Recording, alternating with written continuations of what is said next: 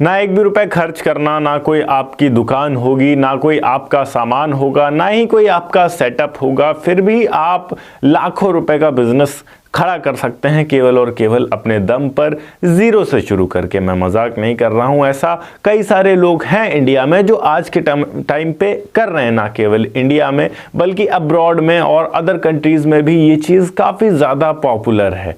मैं बात कर रहा हूं क्रेडिट मैनेजमेंट के बारे में। ये एक बिजनेस है या हम कह सकते हैं प्रोफेशन है, जिसको अगर आप अच्छे से करते हैं तो बहुत अधिक पैसा कमा सकते हैं। आमतौर पर इंडिया में एक कॉमन समस्या है, जो भी दुकानदार होते हैं उनके पास उधारी काफ़ी ज़्यादा रहती है। ना केवल छोटे दुकानदार बल्कि जो बड़े दुकानदार हैं वो भी उधारी से काफ़ी ज़्यादा परेशान रहते हैं।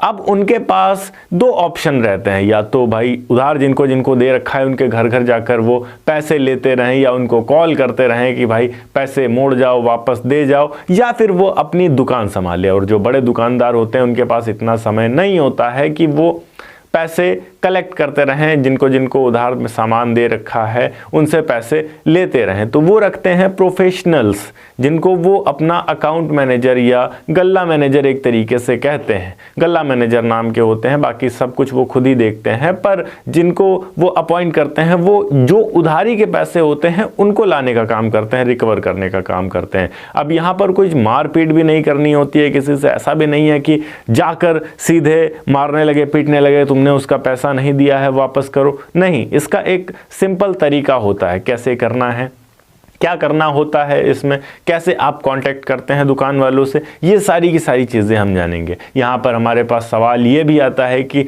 दुकानदार हमको ये भी तो बोल सकता है कि पैसे उसके हैं, सामान मैंने उसकी दुकान से लिया है, तुमको क्या दिक्कत हो रही है। तो इन सब के क्या आंसर्स होते हैं, ये सारी की सारी हम चीज़ें समझेंगे, तो इस वीडियो को लास्ट तक ज़रूर देखिएगा। हेलो एंड वेलकम फ्रेंड्स, मेरा नाम है अनूप सिंह और आप देख रहे हैं आपका अपना YouTube channel. So let's get started. अब ये काम क्या है, आप दुकानदारों के लिए उधारी का पूरा सिस्टम संभालेंगे। सबसे पहली चीज़ तो आपको अपने आसपास जितने भी बड़े दुकानदार हैं जिनका अच्छा बिजनेस चल रहा है उनसे जाकर कांटेक्ट करना है कि सर मेरा खाता मैनेजमेंट का काम है, हम आपकी जितनी भी उधारियां हैं उनको निकलवा कर दे सकते हैं, जिसके बदले में आप उनसे एक डील कर सकते हैं। 2 से लेकर 5% तक आमतौर पर वो चार्ज करते हैं। जितनी भी उधारी का पैसा होता है उसका 2 से 5% तक। फॉर एग्जांपल किसी का 1 लाख रुपए अटका हुआ है, तो अगर आप वो 1 लाख रुपए निकलवा देते हैं, उनके ला देते हैं, तो 2000 से लेकर 5000 रुपए तक आपके रहते हैं, बाकी का जो होगा वो उनका रहता है। अब दुकानदारों की आप किन किन चीजों को संभालेंगे। सबसे पहली चीज, किस ग्राहक ने कितना उधार लिया है, कब देना है, कॉल, व्हाट्सएप रिमाइंडर, महीने के अंत में पैसा वसूली अब या डिजिटल हिसाब, PDF रिपोर्ट, ये सारी की सारी चीज़ें आपको देखनी रहेंगी। इसको आप अपने मोबाइल फ़ोन से भी आसानी से कर सकते हैं। आज के टाइम में कई सारे ऐप्स हैं जो कि रिमाइंडर भेज देते हैं टाइमली।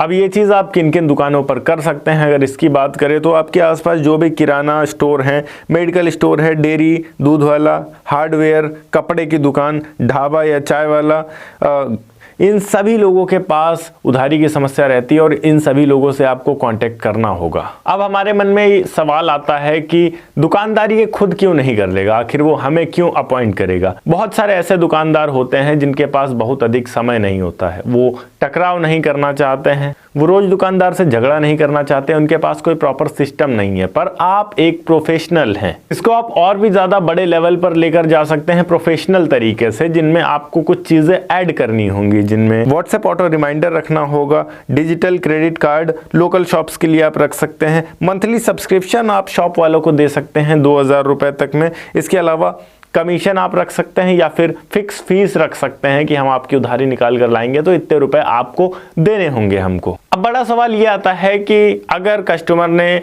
दुकानदार को पैसे नहीं दिए तो कस्टमर हमें क्यों देगा आखिर।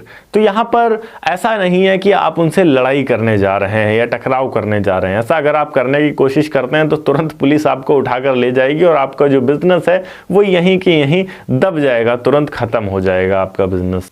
आपको कस्टमर से प्यार से बात करना है और आपको उनसे प्यार से ही पैसे लेने हैं। अगर कस्टमर दे रहा है तो ठीक है, नहीं दे रहा है तो कोई बात नहीं, हम मरे नहीं जा रहे हैं पैसे लेने के लिए। इसमें यह रहता है कि अगर आप कस्टमर के पास दुकान की तरफ से जाते हैं तो कस्टमर को यह लगता है कि दुकान वाले ने चूड़ी नहीं पहनी हुई है, वो भेज रहा है किसी ना किसी व्यक्ति को, और इस तरीके से वो पैसे वापस कर ही देता है एक ना एक बार। अब एक बड़ा सवाल यह आता है कि अगर कस्टमर ने दुकानदार को पैसे नहीं दिए हैं तो वो हमें पैसे क्यों देगा। बहुत सारे कस्टमर ऐसे होते हैं जो बहुत ज़्यादा ढीठ होते हैं, उन्होंने सामान ले लिया है, काफ़ी ज़्यादा उधार कर दिया है, अब वो दुकान पे जाना ही छोड़ देंगे। अब दुकान वाले के पास तो इतना समय है नहीं कि वो कस्टमर के घर जाएगा। इसलिए आप एक प्रोफेशनल के तौर पर, एक प्रोफेशन है क्योंकि आपका ये, आप दुकानदार की तरफ से उसके घर जाएंगे और बोलेंगे कि मैं इस दुकान से आया हूँ, मैं उनका प्रोफेशनल कलेक्टर हूँ, जो भी पैसे कलेक्ट करने होते हैं मैं करता हूँ और उन्होंने भेजा है, आप कॉल पे चाहे बात कर लीजिए, उनके पास इतना समय नहीं है कि वो यहाँ पर आ पाएँ। इस तरीके से जब आप किसी के घर जाएंगे तो अगर थोड़ी सी भी इज्जत वाला इंसान होगा तो वो आपको पैसे दे देगा। ओके गाइस, ये थी एक छोटी सी वीडियो कि किस तरीके से आप एक नए मॉडल के बिजनेस को शुरू कर सकते हैं और अच्छा प्रॉफिट कर सकते हैं। अगर वीडियो अच्छी लगी हो तो वीडियो को लाइक करके चैनल को सब्सक्राइब जरूर कर दीजिएगा। मैं मिलता हूँ आपको नेक्स्ट वीडियो में एक नए टॉपिक के साथ, तब तक के लिए जय हिंद, वंदे मातरम।